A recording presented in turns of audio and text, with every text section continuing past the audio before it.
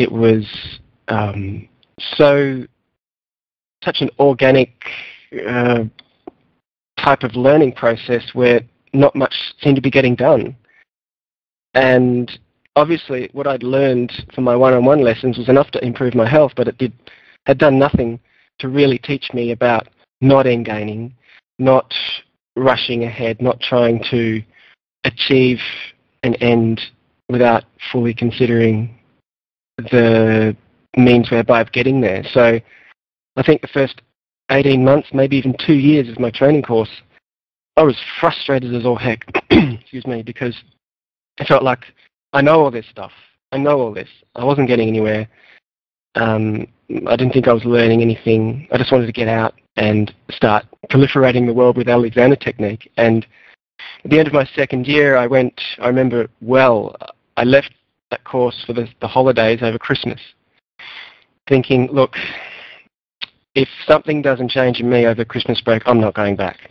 And I said to my wife, I just can't stand it anymore. I'm waiting and waiting and waiting for something to happen, for me to learn something that I don't already know. And it's interesting, how immersed in your own ego you can be that you don't see the lessons that are right in front of you. So I went back at the beginning of the third year with an attitude of, I don't give a shit. I'd given up trying, given up trying to get it, given up everything. And I convinced myself to go for that first week for one last look. And I showed up the first day, and Rosie Flayman was our assistant director. And that first morning of that third year of training, she put her hands on me and she said, oh, something shifted in you, Paul. And I said to her, well, I don't know what it is, Rosie, because I just don't give a shit anymore. And she said, that's it. And I said, well, how could that be it? I just don't care. And she said, that's probably what you've been needing to learn, is to care less, to do less, and to let go. And I said, oh, I don't believe it. It was such a foreign idea after 2 years of being immersed in this slow, drawn-out process, which what it felt like to me, to finally go through that, what Michael Frederick calls that dark night of the soul, where you can't see either end, you're completely lost, and you have to give up because you can't go back to where you were. You've come far enough to realize that you're at least heading towards something, but you don't know what it is. And that's what happened to me. She validated that it was okay for me to say, I don't care anymore. I give up. And from that point on, that third year, I just enjoyed every day, because then it was like the whole world was off my shoulders, because I was able to give myself permission to not try anymore. And that was a really tough lesson to get to for 2 years of every day of a training school. Wow. At what point in the training did you start putting hands on? It started a little bit towards the end of the second year, which was interesting to me. It was interesting, but it was mainly that third year putting hands on became part of the course. So up until that point, we were pretty much treated as, and I think that was part of the frustration, was, come on, let's move ahead. Just let me have a go at this and tell me what I'm doing wrong and I'll fix it as I go along. It's that old habit. It was the same thing I said in my very first lesson to this guy a Carrington trained teacher, who put his hands, one under my chin, one on the back of my neck, started moving me in and out of the chair, didn't say a word. And I just felt in that first lesson, gee, I hope something changes, because I don't think I can handle this for 10. And all I wanted him to tell me was, what am I doing wrong so I can fix it? Or tell me the right thing to do and I'll do that. It was that kind of a vicious circle. And, in a sense, I've been learning that lesson. I learnt that through my training course. I've been learning it in different ways ever since. is that whole concept of letting the process inform you as you go along what the next best choice or decision is going to be, rather than getting so far ahead that you don't really know where the moment actually is. So once we started putting hands on, that third year, I really don't think I became that competent with my hands in that third year anyway.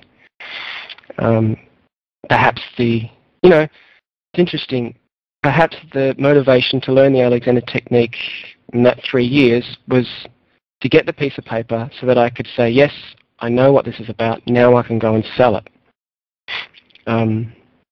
So yeah, as far as the hands-on work went, I don't think I really started to learn that until I'd been working with people off the street for 3 or 4 years. I honestly didn't feel like I had much of a competence in that area at all, funny enough. How significant was it to you to learn hands-on? Well, I think it was very significant because I am a kinesthetic, tactile type of person. So what it gave me was a tangible sense of the moment. And being able to connect with somebody else gave me the information, I think, to ground myself much more solidly than if at one point before I found the Alexander Technique, I had gone to see a naturopath, thinking, maybe this chronic back pain I've got, which was radiating up and down my arms and my legs, and headaches and head rushes, hypoglycemic type reactions. So maybe it's my diet. So I went and saw a naturopath, and after 3 months of a very strict diet where she recommended I remove dairy, wheat, caffeine, yeast and sugar completely from my diet, and also said to me at the time, give this 3 months before you decide whether or not it's working. I'd done that before I found the first Alexander guy. So anyhow, that's an aside. That gave me a good experience of giving something a shot before you judge it. But I looked at what she was doing. I thought, well, that's an interesting job. It's an interesting input into the world. You're helping people come to terms with things that they've got no control over. And I could consider doing that. But I think the difference with the Alexander Technique was that once I found it, and then there was that hands-on content context where you're really connecting with a person. You're not just sitting there talking at them, instructing them, telling them what to do or where to go or how to do it, but you're connecting with them in that very intimate way that also informs you about where you are. I think that's what made the hands-on work become so much more important to me, because it was giving me the feedback that I could learn about myself in real time as I'm helping somebody else learn about themselves. So in a way which is holistically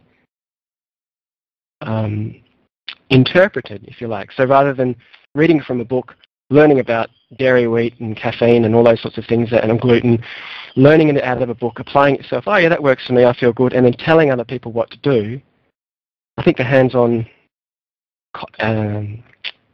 process has been the thing that has kept me so enjoying the learning process of the Alexander Technique, because every single time there's something new to learn.